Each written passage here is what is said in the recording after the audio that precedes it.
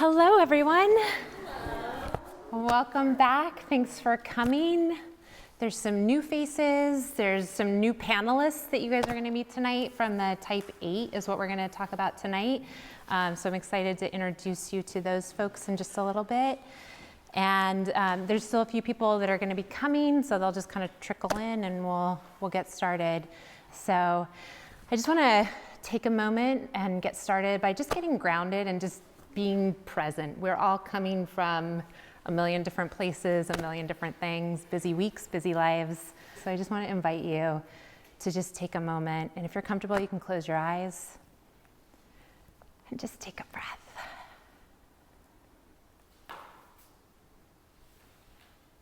And in this moment, just in whatever context makes sense to you, find a space of gratitude for the resources, the time, and everything that it took to be able to show up here tonight, to be able to learn more about ourselves, to grow in our connection with each other and the people in our lives, so that we can show up in a space that moves beyond reactivity and enters into being able to choose our actions and our words. And take a moment and just congratulate yourself for making the time and space to do this work tonight. And just feel your feet on the floor in your seat in your chair. And I invite each of you to make this a safe space for yourself, where you respect your boundaries and what you share and what you talk about if we open up conversations.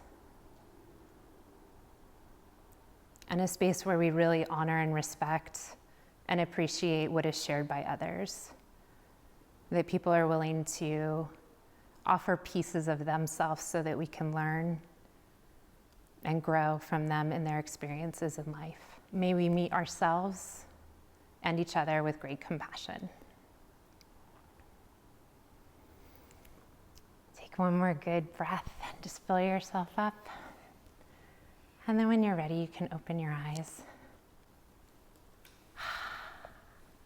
We don't get to do that very often, so thank you for participating in that with me.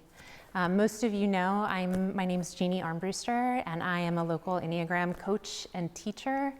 And I've been studying the Enneagram for 7 years now with several of the best teachers in the world. One of them is here tonight to be on the panel with us. And tonight we're going to look at Type 8, which is a big energy type on the Enneagram. So I'm excited for this panel. I love starting with 8 because there's just a lot of energy and space for them to really show up and kind of kick us off as we begin the process of working through each of the types on different panels in our group together. All right, I'm going to have my panelists come on up. So I'm going to have them just each introduce themselves and just share their name, a little bit about where they're at in life right now, and then how long they've kind of known about the Enneagram, if at all. So, all right. Hello.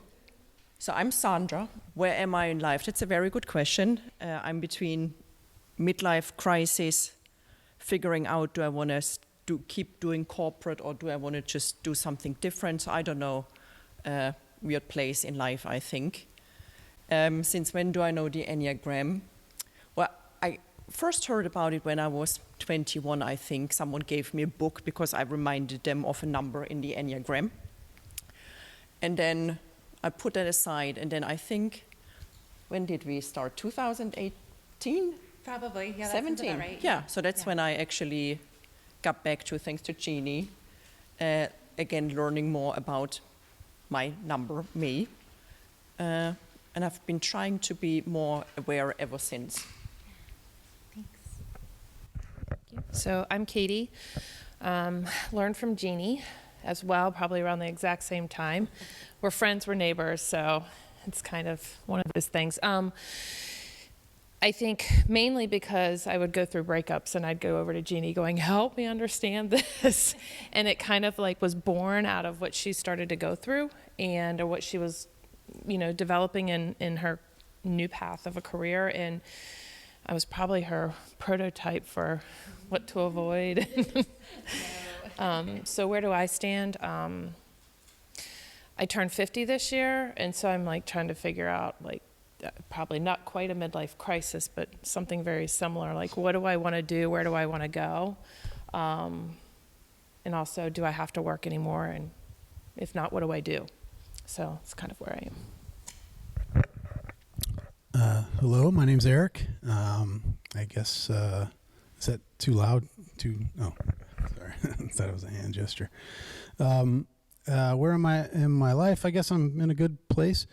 Just happy to be here. And I don't know anything really about Enneagram. I don't want to be the guy that says my wife says this or that, but my wife says I'm an asshole. I ate 8. So if anybody else is an 8, it's nice to meet other assholes in here. Congratulations. So, my name is Mario Sakura. As far as where I am in life, a great place. I've got a great wife, 4 great boys, fulfilling work. I'm an executive coach and consultant. I was introduced to the Enneagram in 1994. Started using it in my work as a coach and consultant in 1997. And I've been using it in my work ever since. So a few of my books are over there. Are you selling those, Jeannie? Or? Those are you can't have them, they're my books, but you can look through them to see his books and then go online and get your own. But there are some books over here that are available if you're interested. Hi, I'm Jim. Married to Denise, happily married in 42 years since our first date, or 43, something like that. I'm in a great place in life. I turned 62 on Sunday. I'm going from 4 days a week that I've been doing for the last 20 years to 3 days, and then sunsetting out. I am a certified financial planner, so I can help you figure out if you can stop. But I found out about Enneagram because Denise is into a lot of very neat, what she calls woo-woo stuff. And I thought, oh, it's just another whatever. Okay, yeah, sure, I'll do what you want. And then I started with a retirement transition coach, and we're making an elegant transition. She's down in Atlanta, and she uses the Enneagram. So when I found out I was 8, Denise was like, well, that's you for sure. I started reading all these books, and I was like, oh my gosh, they crawled into my head and took over. So that's my story. All right. So we're going to just do a brief overview of the type 8 Enneagram type, and then we'll get our panel questions going following that. So in your notes, I like to give people a lot of notes so that you don't have to take them while I'm talking. So you guys can just kind of relax and know that you've got this information with you. The description of the type 8 is the protector or the challenger. And these are folks that believe you must be strong and powerful to assure protection and regard in a tough world. 8s are incredibly oriented to justice and fairness. We've been learning in our group together about some of the different centers. 8s are a body type, so that it means they rely on their gut as a way of knowing. There's like a sensory intake of information that hits them as good, bad, right, wrong, I like it, I don't like it. Before there's any thought or feeling about it, there's a reaction to things. And so, yeah. Does that feel fair? You have some nodding already. 8s are direct, strong, and action-oriented. And then, like with all of us, when we use our strengths and then we overuse them, we can get ourselves into trouble. So at times, 8s can be overly impactful, excessive, and sometimes impulsive. Eric and I were really good friends in our 20s, and if you want to stay after, there's a lot of stories that would involve impulsive behavior in the 20s. Basic proposition, so very early in life, and this is with all of us. The belief is that you come preloaded with your Enneagram type. So no matter what your situation or circumstances were, your type is your type. It's not like you go through something and you become a type. It's what you come into the world with your focus of attention on. It's your strengths. And as a result, there's what you focus on also starts to determine what you miss. it determines the skills that you really hone and develop and use and eventually start overusing in life. And so for 8s, very early in life, they begin to perceive that the world is a hard and unjust place where the powerful take advantage of others. 8s come to believe that you can assure protection and gain respect or worthiness by becoming powerful and strong. And 8s come into the world with more access to just energy than any other type.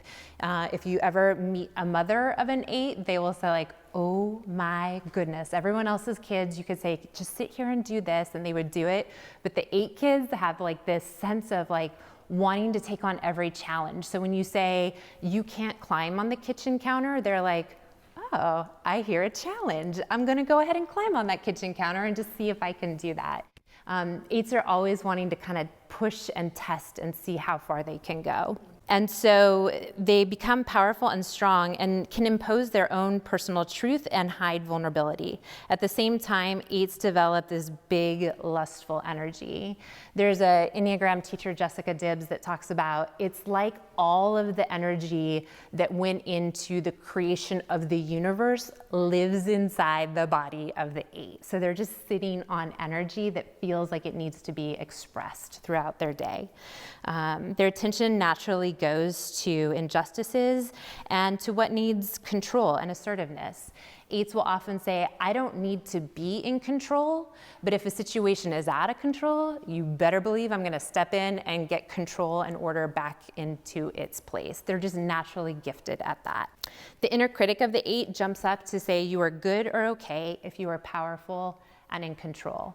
And for all of us, we have an inner critic message that says you're good or okay if, and the question becomes like, how powerful? How much in control is where we get into trouble when we overdo the use of power, overdo that use of control.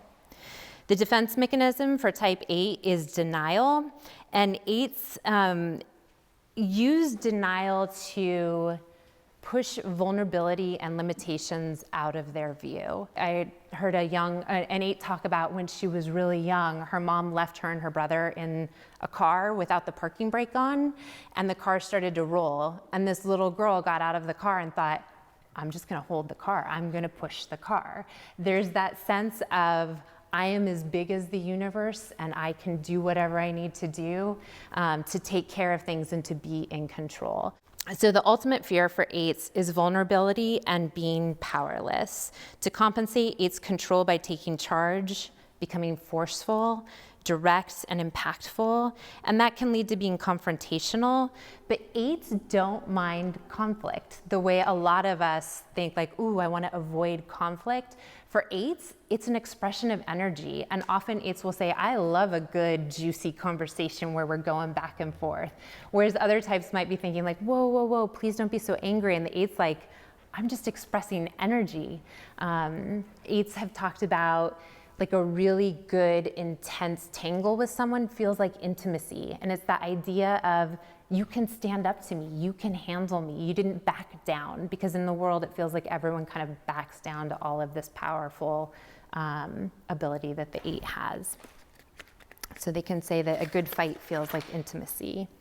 8s get stressed out when they perceive injustices that they can't correct. When they encounter deceitful or manipulative people.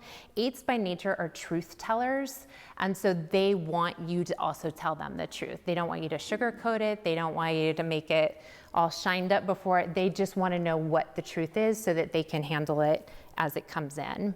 When people won't stand up for themselves. 8s by nature are these incredible protectors that will like fight for the underdog, but they don't suffer fools. Like at some point you need to own your situation and take control of your life and move yourself forward too. Weakness in self or others is really hard because that's that space of vulnerability.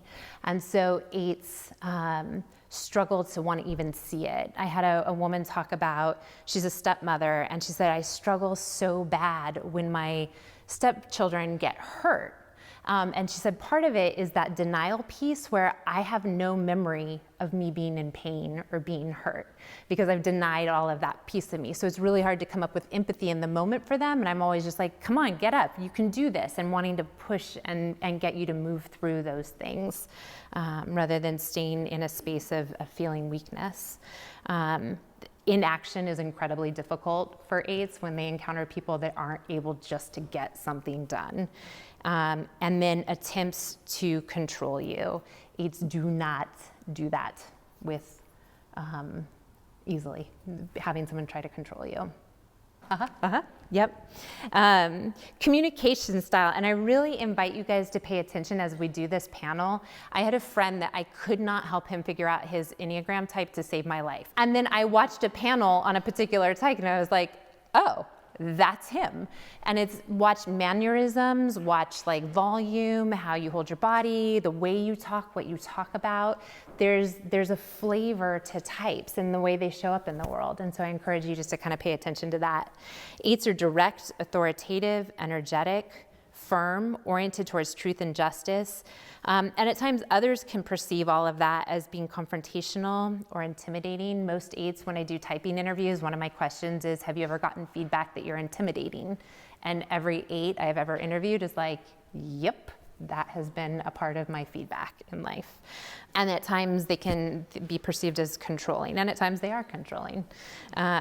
Strengths, strong, powerful, big hearts. I cannot say enough about the big heart that lives at the core of every eight.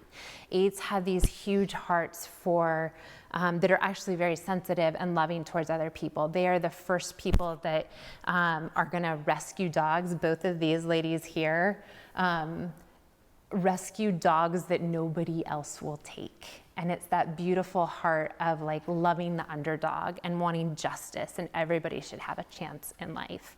There's eights that are CASA volunteers, which is when children have been sexually abused and have to confront their aggressor in court. CASA volunteers will go and sit with them and comfort them.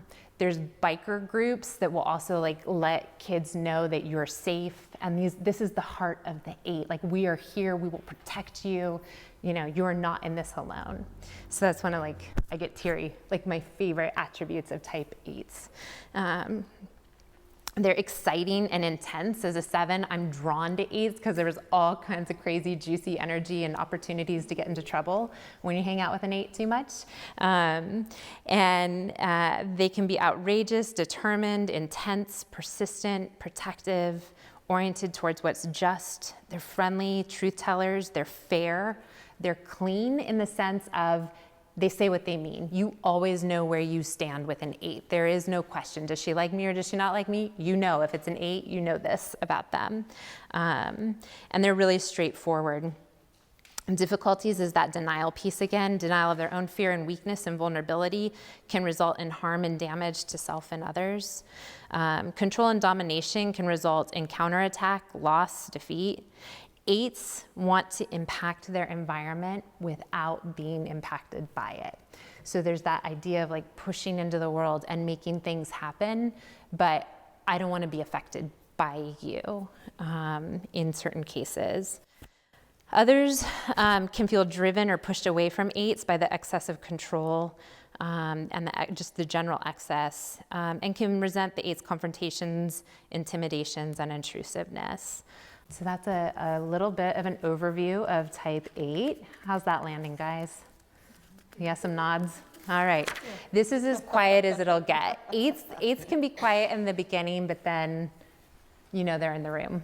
I'm curious if any of you would be willing to share what pieces of 8 you resonate most just in life in general. Is there someone that would be willing to start us off? I get very, very little joint work, and I'm told repeatedly throughout my career, you know, people don't want to do joint work with you because you intimidate everybody. And I'm like, that's ludicrous, dude. I'm the nicest guy in the world, blah, blah, blah, blah, blah, blah, blah, blah. And they're like, yeah, that's all true, but people are scared of you. And I'm like, how can you be scared of someone who's nice? Like, I still don't get it, but it is what it is. The way I come across, hopefully mine is checked with confidence and doesn't cross that line to arrogance, because I saw that in your write-up, the arrogance stuff. but I can definitely identify with protecting others, being there for others, and yeah, if there's something very difficult and people think you can't do it, or it might be a very, very, very challenging thing, I just had all this energy, and even when I got tired when I was younger, I would get a third or fourth wind at 6 or 7 o'clock at night when I built my career, and still just put in the hours and just will myself through the deal until it was done. So there's obviously a lot of this stuff that I can relate to, and I'm always very conscious about not sounding like a cliche when we start, or a stereotype when we start discussing these things. But the piece that's resonating most for me right now is this need for control, right? And it's not so much control over other people, but it's control over my environment. And as somebody who's been teaching this stuff for 30 years now, and it is so hard for me to let anybody else have this microphone. I'll tell you, you just have no idea what an act of will it is, but fortunately Jeannie's been doing a great job. And so I will relinquish the microphone for a little while. Oh, I love it. I would not want to be anyone else, to be honest with you. That's the truth. I don't. I You read the other descriptions? I mean, who would want to be any of those things? No, I mean, we have the power. Yeah. Is everybody an 8 here? Just on the panel. Oh, wow. Okay. I like overcoming obstacles, and I like having a goal and being a person of action. I think that resonates with me the most. I guess in a loving way, I'm happy to watch the 99% of the people go do that, and then I want to go do this. So I've learned to embrace that in my age. So I think that's probably what I'm proud of. But there certainly are things where,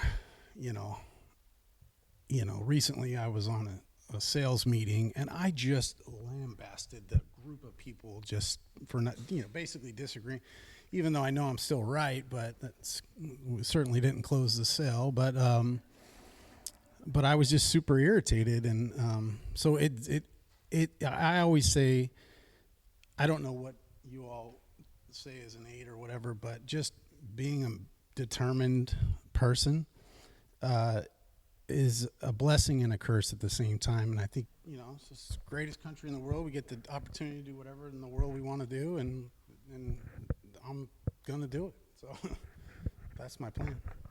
I think that there's that, the comment you heard, powerful and wanting to be in charge. And I think maybe just to focus on what that means, like for me, it is not about taking over anything or being the one who's seen as the biggest, the best.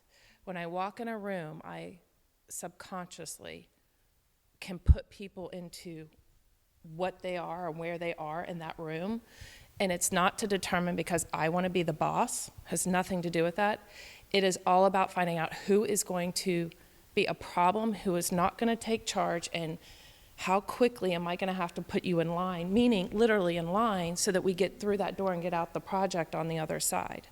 It's not about wanting to be in charge. I don't want to be in charge, but I also don't want to sit there and have niceties and waste time. And so power in that sense, you read about it all the time with the 8, and it probably bugs me the most because I feel like it's negative, and the way it's expressed seems like you want to be an egomaniac and you want to be in charge, and it has nothing to do with that. I don't ever want to be the one in charge.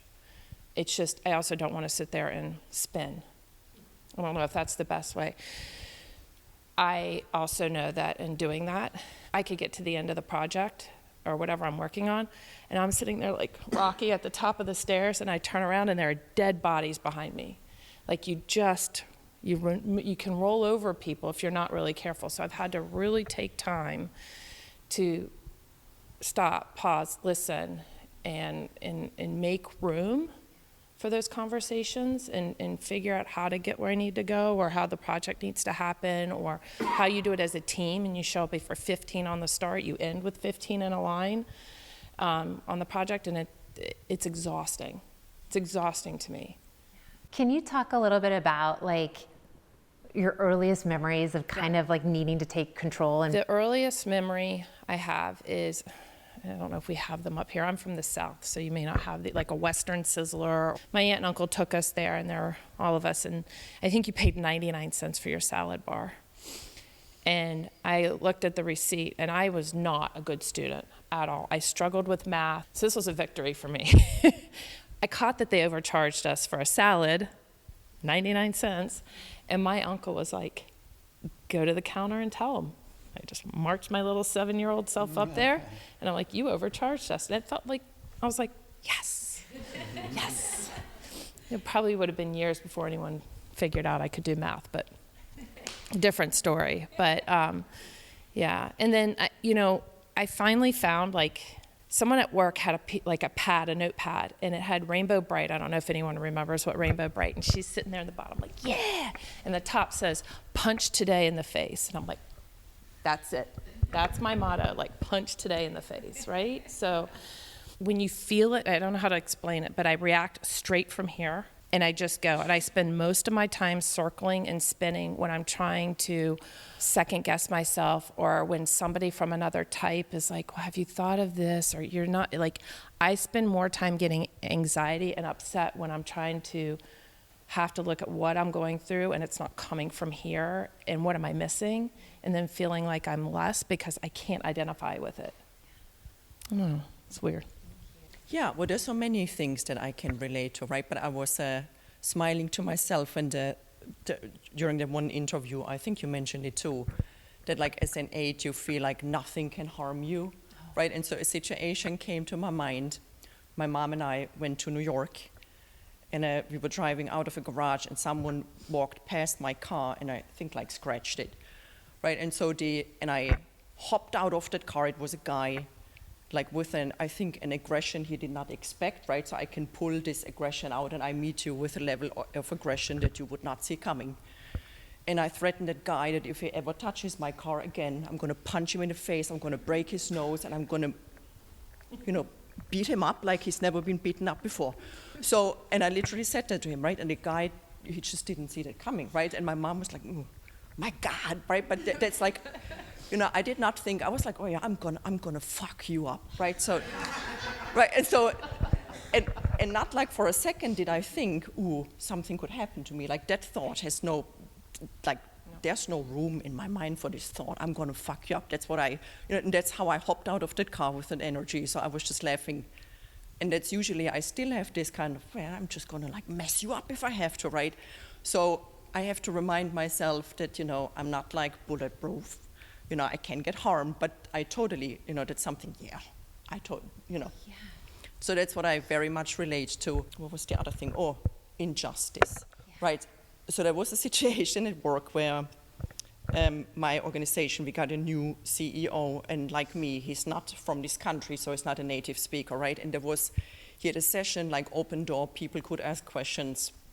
And so after that, like, my manager is like one level below the CEO, right? So she was like, well, maybe, he didn't understand the questions because he maybe didn't translate right, or he didn't understand. Oh, like, wait a second, right? So at work, I cannot say, usually I swear a lot, as you can, that's like, every other word is usually one of those words. But I'm like, well, I wish just maybe hold that thought, right? But I couldn't stay, while everyone else in my group was like, didn't say anything because, well, you're speaking to someone, high up.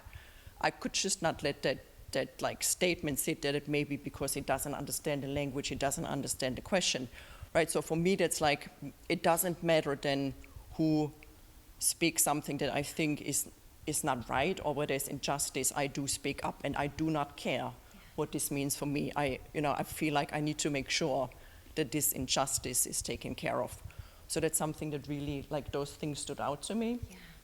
And another thing, just one more thing, the being told that I'm intimidating. Well, I've been told that many times, and I used to work, or still do, but in a very male-dominated environment, right? So if I walk into a room where I know, they think, look, this woman, she has no idea, right? I walk in with already that attitude kind of switched on, so they don't think they can take like advantage. So I can pull this out if I need to. I try not so much, right? Because I'm trying to be, let people in. You can always mess them up if you have to. But give them a chance, right? So I'm trying to lower that wall, I would say. And for all of us, that's the incredible thing, is these type structures rise up to help us, to protect us, to help us make our way in the world. And it's the ability to choose when we need that full armor and when we don't, so that we're not walking into every situation, messing with people. But the ability to choose when we want to tap into these strengths that we have and how we want to use those things. I'm curious if any of you would speak to that. The big heart of the 8 is so incredible. So if anyone's willing to kind of speak to what that looks like for them or where that shows up for them. My best friend, the very first best friend I ever remember, was Clancy. And Clancy had Down syndrome. And I never knew that. It never even registered to me that he had a disability. And I would say, I just knew he was a kid who no one would play with. And so that's who I played with. And he was my best friend till he ended up passing away. But I don't ever remember him having a disability, but I always gravitate towards that. I will be the first person on anybody, children, elderly, disability, anybody that if you're intentionally not making right decisions and you just are making bad decisions all the time and you're an adult, there's a little piece of me where I'm like, on you, that is completely on you. But outside of that, I will do anything for anybody. I will step in front of a car for a dog. I will go in front of a car for a child, anybody I don't know.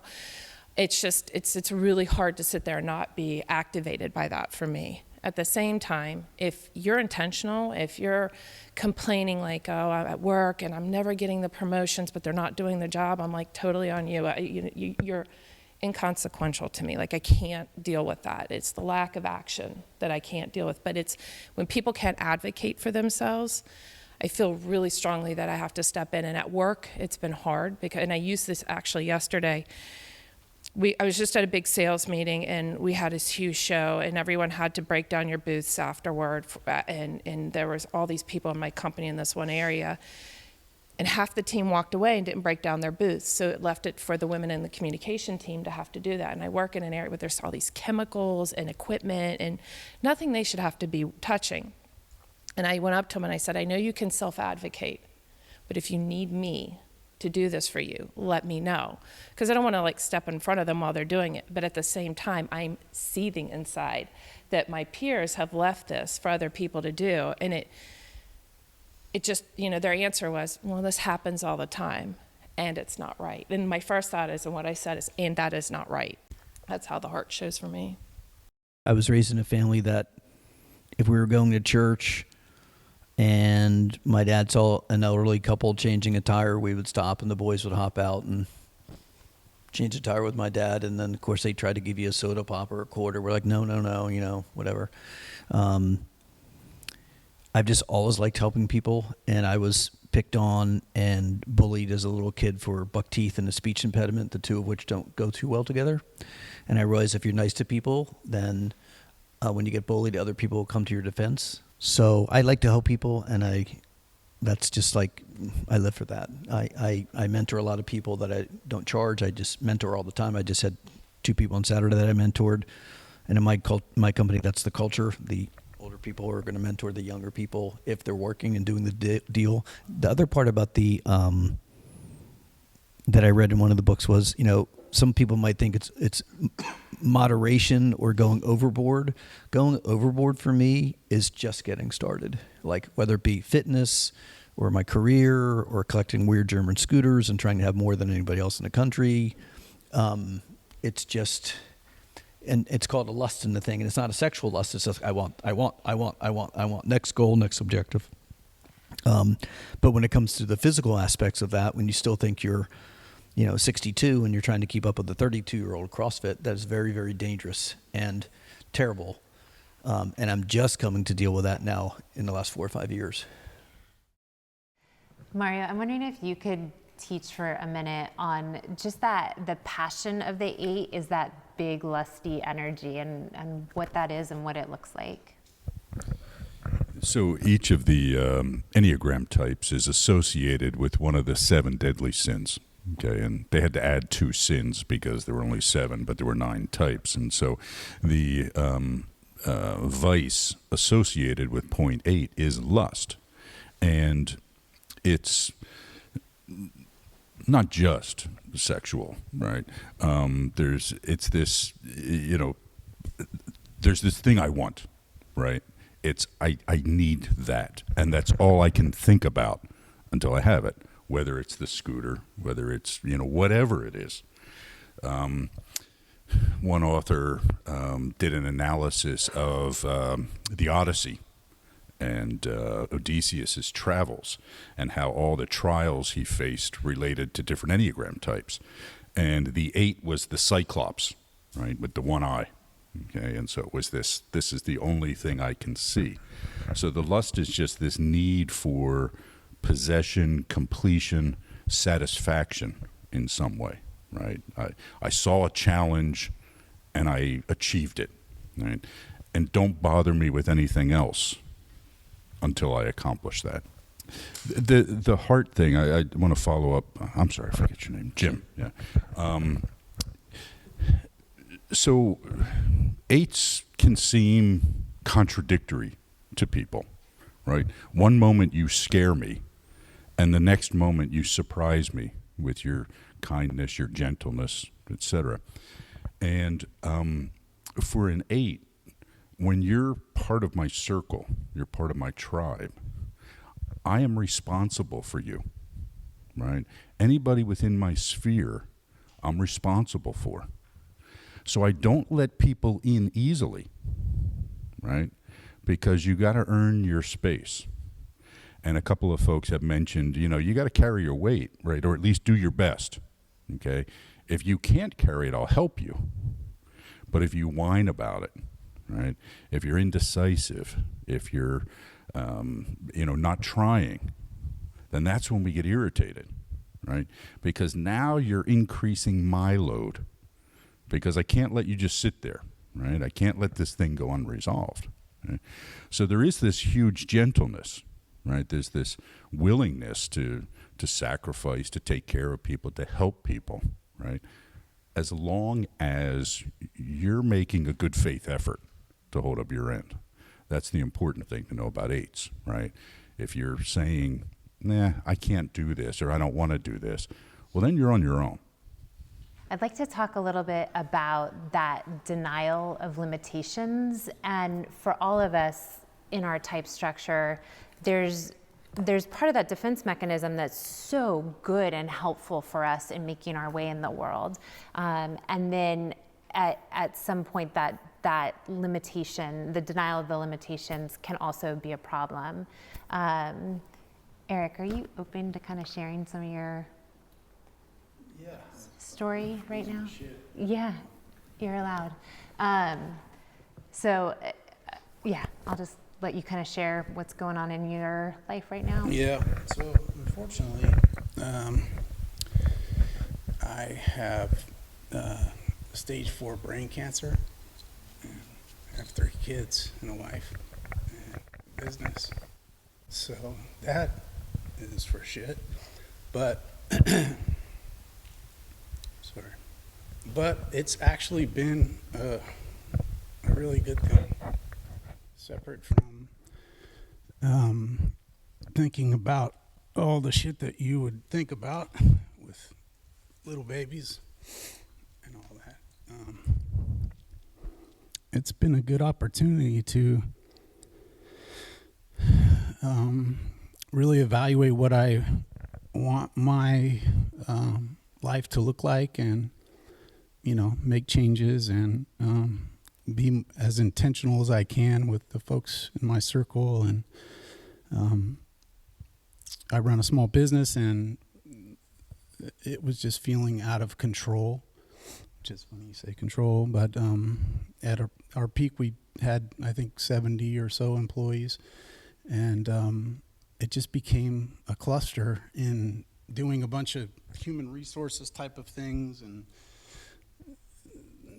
just stuff I never was really interested in doing as a small business person. So I've had an opportunity to make changes and really restart our business and go into more of an educational role type of deal. So that feels good. When they I started running into shit when I was driving and as I was jogging and stuff, falling down, and it's not normal apparently. So, get the CAT scan, and my wife's like, we're going to the emergency room. So I went there, and when you see the doctor kind of walk towards the door and sort of look at the ground type of thing, I said, oh boy, it's probably not. So I got brain surgery, and I have aggressive form, but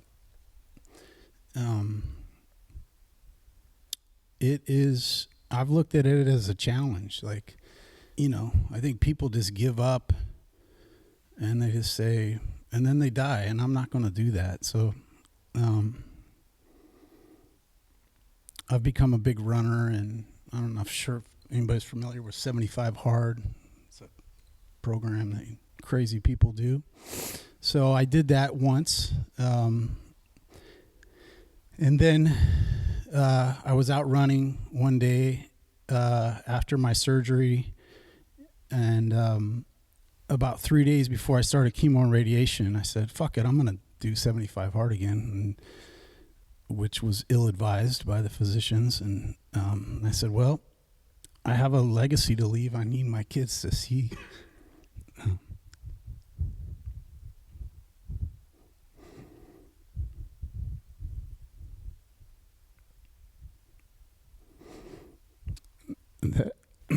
that I will continue to fight, so I was able to complete that, thankfully, and then that opened up opportunities to share and talk and this type of thing.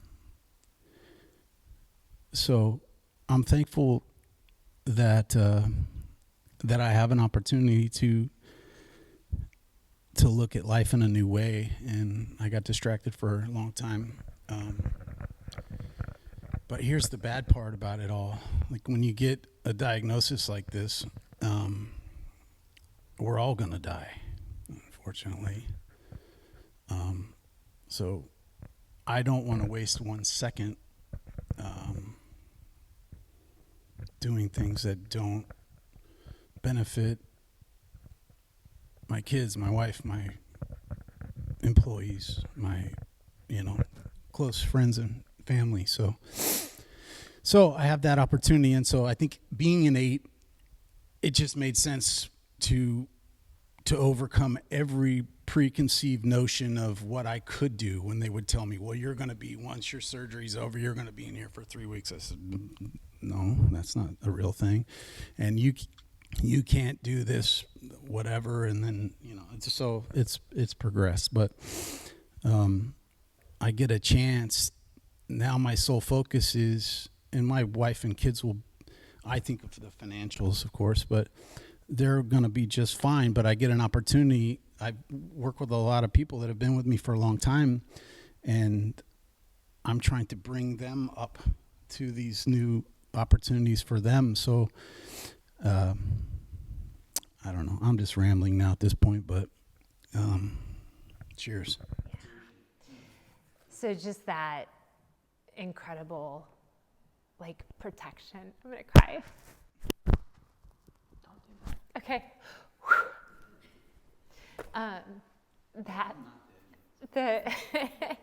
That type 8 heart for responsibility, right?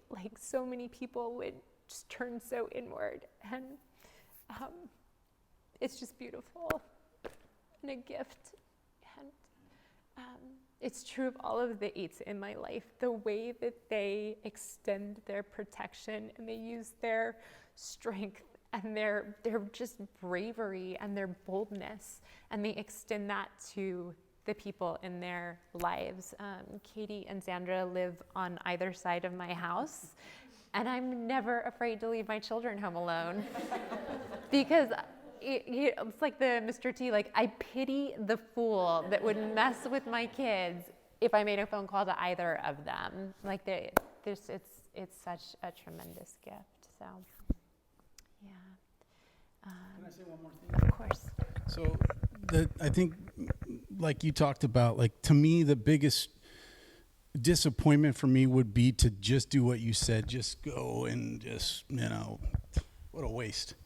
So, people get hit by trucks all the time. This lunatic that just killed her 11-year-old on the news or whatever. I mean, people die all the time for stupid ass reasons.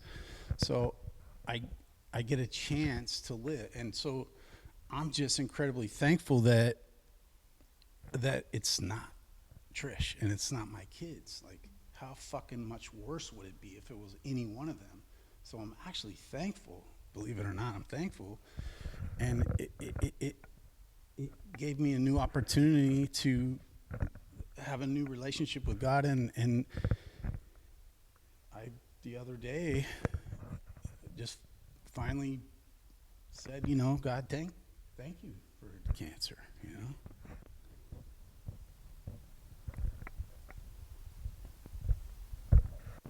Which is crazy, but I'm thankful that and I'm gonna run out of this world, whatever that looks like. So whatever it is, I'm running out. So I'm thankful for that. So don't pity me. I get it's a great privilege. Yeah. Go ahead and talk that, H.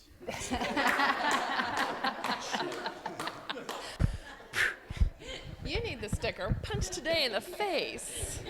So let me ask you this. In life, in relationship, would you want you as a friend or a partner? Why and why not? Like, what's great about you in relationship, and then what would be hard about being in relationship with you as a friend or a partner? Give it to Sandra. Got this. So I think, just kidding. Shh, I'm gonna mess you up. So what I do not like about me, what took me a long time to realize or to take notion of, is that, say, in a relationship or friendship, right, I explode within less than a millisecond, like bam, right, and then I come at you with like all my force, and I say things that I think should be said.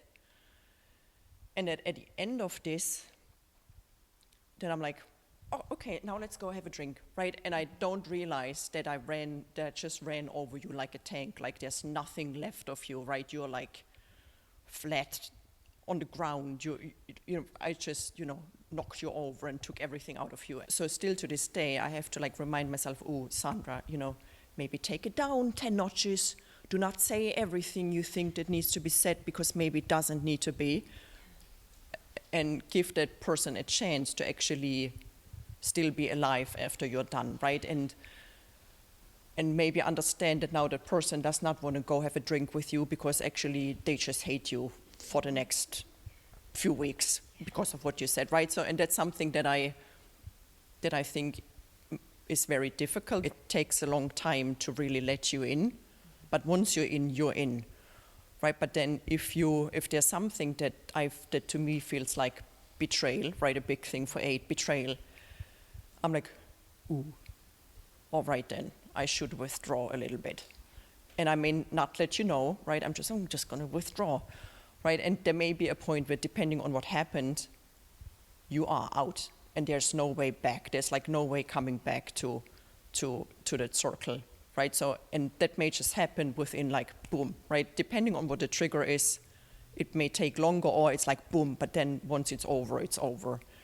And I may not communicate that well, now the flip switched, see ya, right? And some people may like, oh, what happened, right? So I think that's a not so good part that I would have difficulties with. But on the other side, right, I think like what I do like about us, right, you could call me 2 a.m. in the morning got my cars down, my child broke his legs, we need to go to the hospital, I will carry your child to the hospital if I have to, right? I will do whatever it takes to make sure anything is taken care of, right? I will not be like, oh, that's maybe not so, that's a little much effort, right? That I do whatever needs to be done for you, for a situation, for whatever, and that's something that I do like about AIDS. Vulnerability is an Achilles heel. The thought of being vulnerable to somebody, it just makes me want to melt into the ground. I don't know how else to place. It's just the thought of being open and being hurt or judged. I don't know. So that would be the bad side is once you're in, you're in. That doesn't also mean I'm vulnerable to you. But I will die for you. I will do everything for you. But it's not that I don't trust you. It's just that thought of actually just kind of opening that box to vulnerability won't happen. It's very difficult. I've had to work very hard on it, and I'm still very bad at it. Can I interrupt you for just a second? That's that desire to impact your environment, but not be impacted, to like keep that safety of control there. And I think we can be very direct, and I think that piece about being intimidating, or when people are like, "You're just too direct." My response, and you have it on this pic, the front is, "Are you being passive aggressive? Like, or are you being like, why can't you just say what you need to say?" I think you're right about you get it out. We don't have to be really rude about it. We can be very direct, but also very caring. You may not like what we're saying, but then it's on the table, and to leave it on the table and then have someone take weeks to come back to the table and talk about it, we're already past it. We forgot it happened. You didn't say anything at the time, so we assume we're good. And then we were right. And then we were right. And then when something circles back, and like you said, it may take someone time, and it could take weeks for someone to come back to you and say, when you said this, it impacted me negatively, but I thought about what you said, and you're like, what did we talk about? Like it's out of our brain that fast. It is out of us. It's something that's just, to your point, you're saying how intentful you're being about what you're going through, but it's also part of how you probably are anyway, is just, you just put it out there. You just make decisions, and you don't look back until maybe someone tells us we were wrong, and maybe we'll have to think about it. Can I see something? So I don't know if, but I think actually vulnerability is strength. So I don't know if I'm a full 8. I don't even know I don't even know. Trish answered most of the questions on the thing, but she told me I was an 8. Jeannie said, you're 1,000,000% an 8. So I guess I don't know. But I think vulnerability is strength. Like now I'm very selective in terms of who I'm vulnerable with. So maybe that's an 8 deal. But yeah, no, I think the reason I want to be strong is because I was always fearful that I was weak, And so as I've gotten older, I've come full circle or come to terms with the fact that I'm one of the weakest people that I know, and I'm one of the most scared people that I know, and I'm one of the, I don't have a classical education, and I don't all these things, but I'm just going to tell you those things because that doesn't change what I'm trying to accomplish. So I don't see it that way. I see it as if you're in my circle, in my operations, she's cried in my office 1 gazillion times, and I've cried with her. We've been through the battles together, and now I wish it was many times less, but I'm happy that she knows I'll go to bat for her, and that's okay. So I as I'm getting older, I think vulnerability is one of my greatest strengths. On the vulnerability thing. For me, and what I see with a lot of 8s is you can hit my hand with a hammer and I won't make a sound. I probably will, but I'm not going to let that make me cry or something. But show me the ending of Rocky and I'm bawling on the floor, right? So there's areas in which, sensitivity and vulnerability are okay, and other areas where it's not, right? So that's an important distinction, I think. I'll say what my wife said once. Mario's the kind of guy who will always have a tissue when you need it. And what she was saying is, I feel taken care of, right? He will make sure that I get what I need, that I'll be okay, right? So that's the good thing. The downside is I am the planet around which everything else orbits, right? And I hate to say it, but that is this singular focus that we talked about before, is I have a sense of priority and a sense of direction and a sense of goals, and people feel subordinated to that, right? People feel like they don't have equal space. So to the question, would I want to be in a relationship with somebody like me? No way. You kidding me? Right? Because there's just not enough space. Okay, and so that can be the downside, right? Is that, yeah, I'll take care of you, and it's my world that we're living in, which can be tough for people who don't want to be satellites, So that's the challenge of being with somebody who's an 8. There's the good and the bad to it. The other thing is, and this is the thing my wife would say is another awful thing about being in a relationship with me, is that I just don't have that I give a shit gene, right? So, when somebody's boring me in a conversation, I'll yawn in their face.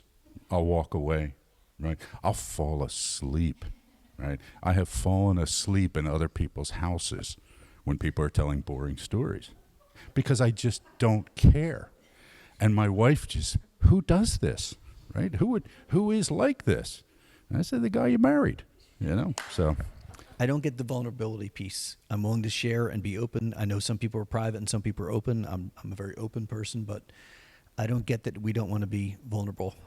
I could meet you for a business appointment and you'll leave knowing I lost a child, I'm a recovering alcoholic, and 3 medicines I'm on or something.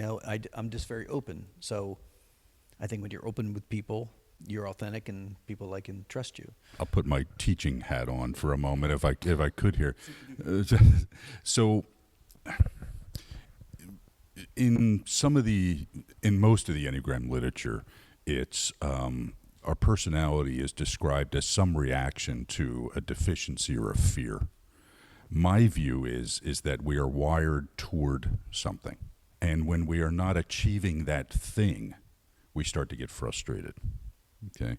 So what the 8 is wired for is what I call striving to feel powerful. Okay? Now, power is the capacity to produce a result. Right? It's the ability to get something done. It's not control over others. It's not authority. It's not being commanding. It's just, this needs to get done. I got to do it. I got to get it done. Right? I get up in the morning and I just got to make things happen. It's how I am wired. And when I am inhibited from that in some way, then I start to get frustrated. And when I don't feel strong, it's, in my view, it's not that because I'm worried about being vulnerable, because I'm just like Jim here, right?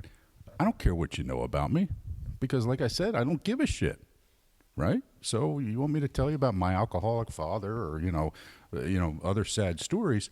I don't care, right? Because I know I'm strong enough to deal with whatever you think about me and so forth, okay? So for me, this is sort of where the motivation is, right? I just have this need to be strong, to make things happen. And so therefore, by definition, I don't want to feel ineffective, right? Or incapable, I think are the real fears. So I think to me, there's like vulnerability and then there's vulnerability, right? So I have no issues telling you, things about my personal life or me personally that you would think, oh, wow, she just said that. It still doesn't mean you don't know anything about me. I've not opened up to you. I can tell you, let's say, using an example, I've been sexually abused when I was 5 and other things, right? I can tell you those things, but I've not let you in, right? You still know nothing about me. I've not been vulnerable with you at all. So I think, to me, there's still like a very fine difference between saying, oh, I tell you those things, I don't care, but still you have not touched the inside. This is still locked. Where, if I tell you those things, you would think, oh, she was really vulnerable. No, I was not. it's still like locked, right? Still like safe. You still have to like bomb it open. Still nothing happens, right? So I think that's, while we maybe say I've been vulnerable, I haven't been. You know what I'm trying to say? So there's like You selectively put on the outside. yeah. So You that, select it, once you put it outside, Yeah. that's not vulnerable Well, anymore, that's what I 'cause mean. it's out there, Yeah. and now that's, you can't hurt me with that, because I put it out there, so that's not vulnerable, it's what's here that I haven't shared, that's what's vulnerable. Thank you all so much for coming tonight and for listening so intently and asking great questions. Just thank you so much to the panel for showing up and for sharing. I just want to appreciate Mario for just a half a second. So he's literally like global Enneagram expert. If there's an international Enneagram conference, he's on the main stage speaking, and he came here tonight to be with us.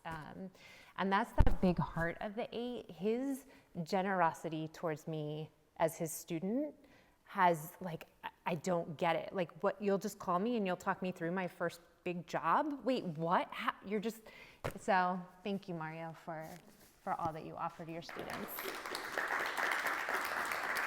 All right.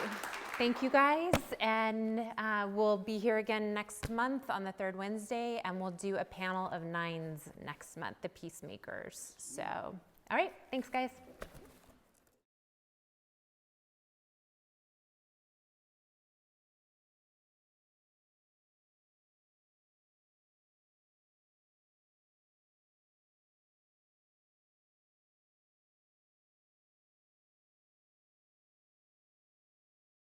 I want to open it up to questions before we close out the panel. Does anyone have? Yeah, please go ahead, Sarah. Okay, this is my first one, so I don't know what I'm supposed to say. It's all good. Just go for it. So, okay, all right. A couple of things that I feel like I am pulling from this. First of all, I'm such an 8, like big time. So Welcome, you found your tribe. that's so good here. Here you go. I feel like if you're like someone's in your inner circle, like how we're intimidating, and vulnerability is like, I put a fact out there, so that's not vulnerable, but like, is what it is. Like, I have a sickness, or I got hurt, or whatever, like, but you aren't necessarily knowing my feelings unless you're on the inner circle, so those are like the 2 different levels, and like, people who feel intimidated, like once you're on the inner circle, I think it's a very safe place for your friends, because they know if I'm like, ooh, that outfit's not looking good, it's not because I'm judging you or not liking you, I'm just saying it doesn't look good, let's pick something different, if you want to wear it, that's fine. Yeah. Like, so it feels very safe, I think, for my friends, very honest, yep. You would agree, right? And I feel like going into situations, it's like, when I've been confronted with hard things, I've realized, okay, I have 2 choices. I can either deal with it, confront the situation, or just let it go, and then that's dead to me, I'll move on. Yeah. And it's very like, you have a choice, why can't people understand that? Like, you don't need to go over it so many times. I already told you your choices. Like, do it, move on, don't. And that is a struggle for me to deal with those people. I also feel like, tell me if I'm right or wrong with this, 8s like themselves. Like, I don't think I'm great. I have self-criticisms, but I'm not like, woe is me every day. Like, I wish I was, like some of my friends are like, I wish I was more bold, or I wish like I would like speak up. I'm like, just do it. I don't know. Like, I just can't relate. I'm like, just go out there and do it. So like, I'm not like, oh, I hate myself. There are things that like you criticize, but I'm assured of myself. Yeah. So that gives the boldness. Good at multitasking? Amazing. Yeah. They get a lot done by Yeah. any means Yeah. required to get it all Right. done. And if you Do you don't have get to it, lists? then Do we it's all done. have lists? Oh, definitely. Yeah. Lists. Okay, I was thinking, I think that'd probably be one. If I'm doing a project, I finish it to the end, or it's really hard to get back to. Is that an 8? Do you think? Like, I feel like I like work really hard, and I'm like, I see to paint this wall, I'm gonna whitewash it, I'm gonna spend all the hours, I have 2 hours the next day to do it, then if there's like one spot missing, I'm like, I'd never do that. Yep. Yeah. I don't know if that's an eight or not. Yep.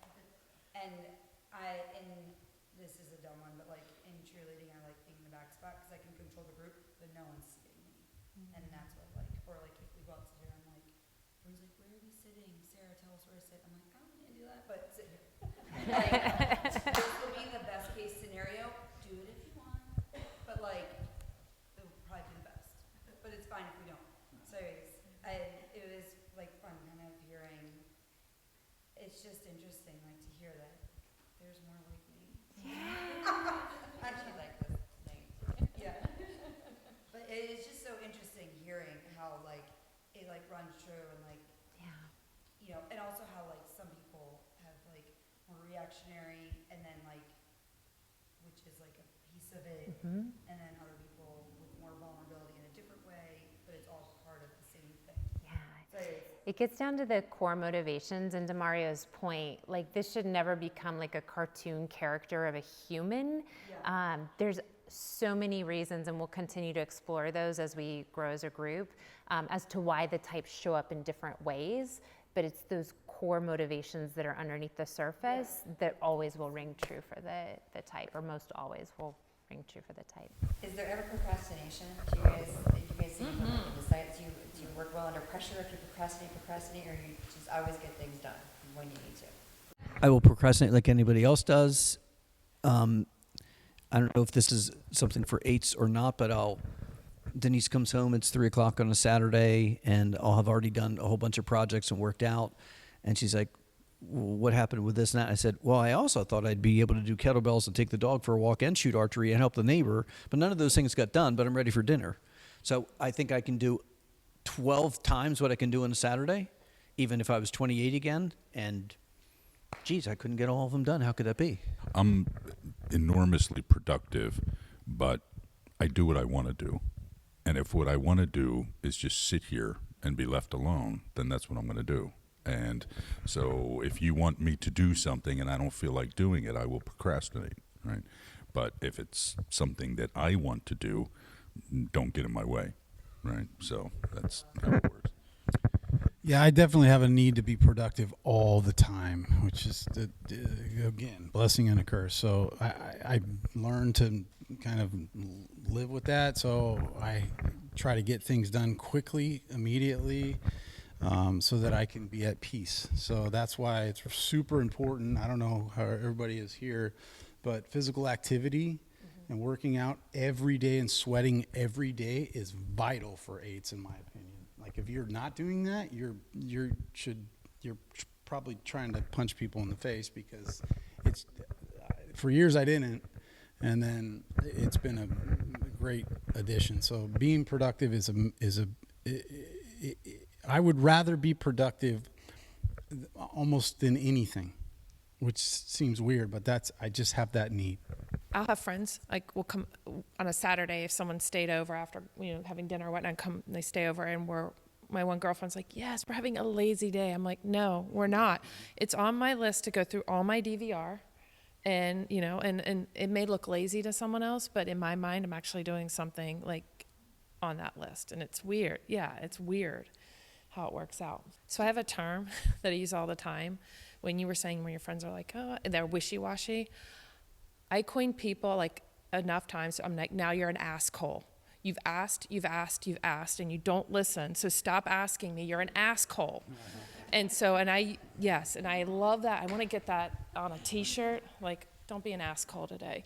It's my brother. My brother does it all the time, and it infuriates me because he ends up in the predicament that we kept saying, stop doing this, stop doing it. You're going to end up, and boom, there he is. And he's like, how'd I get here? I'm like, because you're an asshole.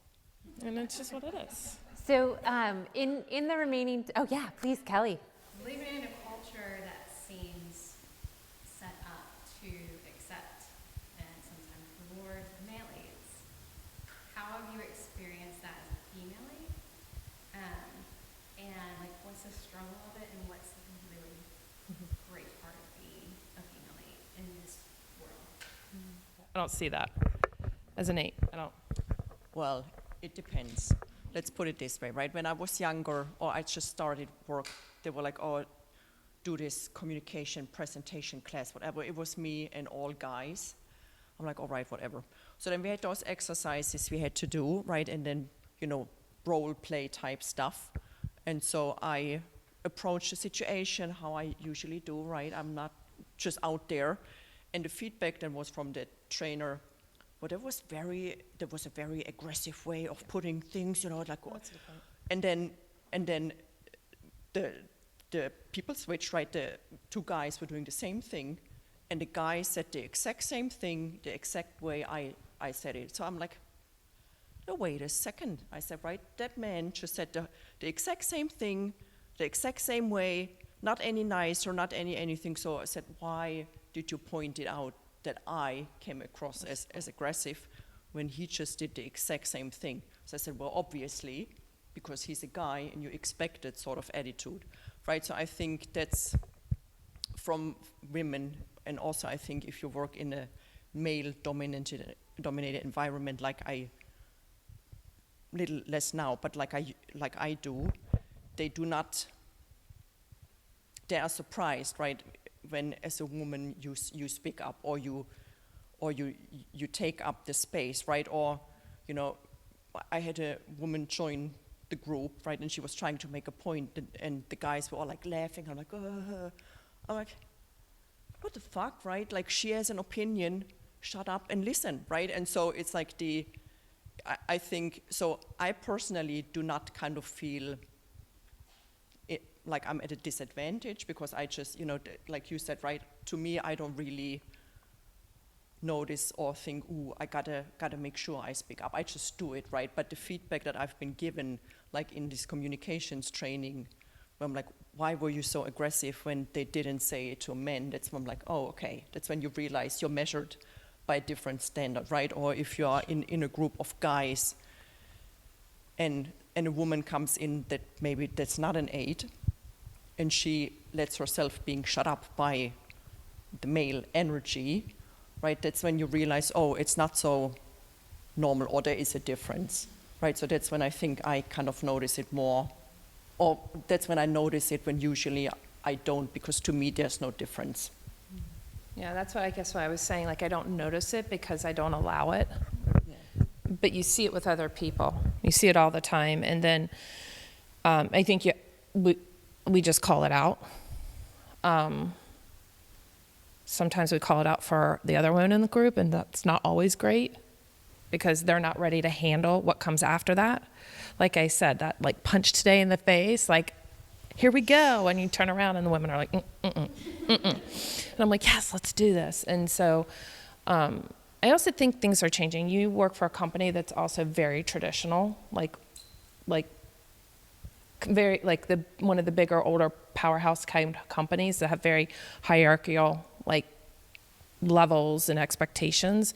And when you start kind of branching out into other companies that aren't quite like that, or they're more loose in their structure, you may not see it as much, but you will start to see it. It's just, we don't let it. I don't know. I don't know how to explain it.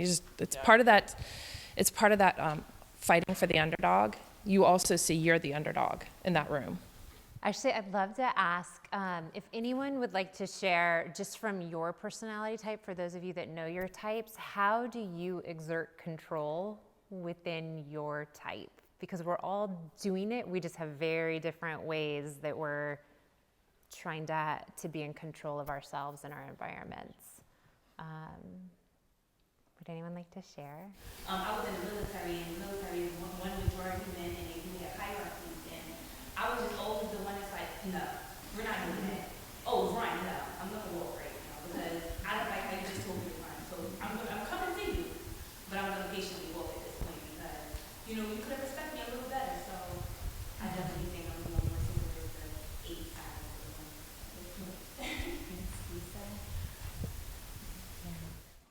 Anyone else? Yeah. I understand my husband so much better than before I came in here. My husband was like 15 years. Just everything you guys have been saying, I live with you guys. I think that's the most interesting thing about this whole process is you learn so much about the other type, and I use it a lot at work. a lot. I've had Jeannie come in and work with our teams and so forth, because you learn how to say something in a way that enacts change or influences a person in a positive way. Like, 1 + 1 is 2, but maybe someone needs to hear that it's 5 less 3 is 2. Right? You just learn how to change your method or how you speak differently once you understand people and you understand what energizes them and what their, I'm going to say love language per se, but just like, if you know somebody is more quiet or they need more time to sit and think, sometimes I just have to walk out of the room and give that person that space and say, I'll be back in like 10 minutes. Let's pick it up then. Like, I want to put an idea out there. We'll come back to it in an hour. And it depends who it is, but you have a greater respect for other people and other types. And it's such a learning process. It really is. The best is when you see couples and you see how couples talk and just almost kind of like like now I get, and like you were saying, it's really interesting to watch other people also gain that understanding. I had an 8 on a team recently who works with a type 1 who's very detail oriented, and the one waits until the very last minute to turn something in because she's perfecting it, not because she's like withholding it. She's literally, if I can just dent the margin a little bit more and all of that. And the 8 in the meeting was like, "You're not doing that to F with me? Oh, I thought you're like waiting till the last minute was like just to mess with me." And so then all of a sudden it just opens up a whole new way of understanding and appreciating, and now that I know you're not messing with me and it's actually done and could be ready, okay, take your time, do your thing. Let me ask you guys this. What advice would you have for the group as our closing question on how to love the 8s in their life well? What do you guys need, and what advice do you have on being in relationship with an 8? Smartest answer for that would be to have Denise, after 42 years, what is your best advice to everyone else that has to do with the 8? Sometimes you have to look past the exterior to see that big heart. And sometimes it's hard to do because it just is. What about the rest of you? Is there things we need to know about how to love our 8s well? There's a couple of things. I see these Enneagram types as systems of logic, right? And we're all operating on different systems of logic. So, things that make complete sense to everybody up here just seem ridiculous to people who are not 8s, right? And vice versa.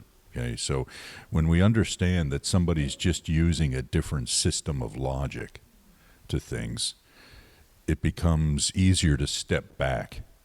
And, to the point of, you're not just doing this to screw with me.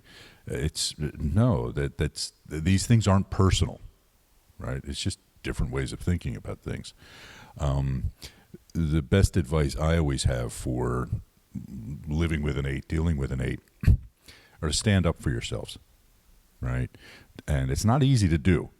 I always tell my partners, tighten your chin strap and let me know what you think, right? And so it takes a little effort, but they will respect you more, right? If you just say, here's what I think, okay, and show your point of view. And they'll kind of lower the intensity, and it'll be easier to deal with. I don't know. That's a good question. I think, I agree with what you said. I don't know why I wanted to say, I think for 8s, or for me, it's, we're in pursuit of personal excellence. And that's a never ending, that's going to be till my last day. So I see that as like the ultimate rebellion is personal excellence. So I think your mate,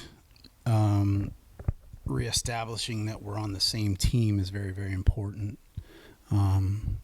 And probably 2 8s, I would think, don't go together, right, Gene? It's a lot of energy. Yeah. Be clear on how you want us to show up for you. Clear. Be clear. Don't tell me in 2 hours what that means. Be very clear about what you want me to do for you or not to you. Like, how do you want me to show up? When do you want to hear my opinion or not? And how do you want me to do that for you? And then I will be very respectful about that, because I don't know that I'm crossing lines with you otherwise. So I would say that's a piece. And then, this is going to sound bad, I'll just say it. There's this piece that once you're direct, there will be the, oh, look at you, I'm so proud of you, right? And it's not to be condescending. It's like we've made a breakthrough. It's like, there it is.